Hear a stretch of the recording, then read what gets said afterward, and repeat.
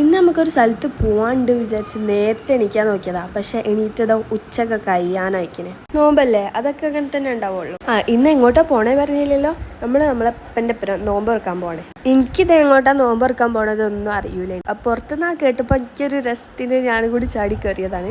അപ്പോൾ പോണ വയ്ക്ക് നമുക്കൊരു ജാത്തറിന് ഇഫ്താർ ബോക്സ് കിട്ടിയിരുന്നു. അപ്പം ഞാൻ പോയത് എന്തായാലും ലാഭമായി എന്ന് വേണം പറയാൻ. അതും എനിക്ക് ഇഷ്ടപ്പെട്ട് ഈ ഒരു നോമ്പറ. കാരണം പുറത്തുനിന്ന് ഒക്കെ ഉള്ള വ്യൂ ഒക്കെ കണ്ടിട്ട് നമുക്ക് നോമ്പറക്കാൻ പറ്റിയ. അങ്ങനെ നമ്മൾ നോമ്പറിന് കഴിഞ്ഞിട്ട് നിസ്കരിച്ച് കഴിഞ്ഞിട്ട് ഫുഡ് കഴിക്കാൻ പോയി. നോക്കുമ്പോൾ നല്ല ബിരിയാണിയും പത്തിരിയും കാര്യങ്ങളൊക്കെ ഉണ്ട്. പക്ഷെ നോമ്പ് തുറന്ന് കഴിഞ്ഞപ്പോൾ നമുക്കൊന്നും ഇറങ്ങൂലല്ലോ.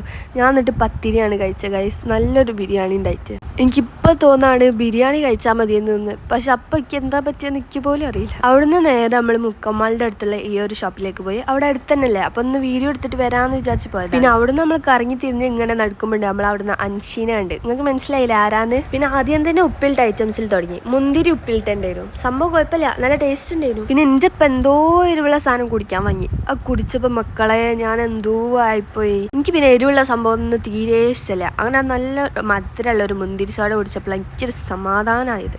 അപ്പം ഇന്നത്തെ നോമ്പ് ഇതുവരെ ഉള്ളൂ. അപ്പം ഇന്നത്തേക്ക് ബൈ.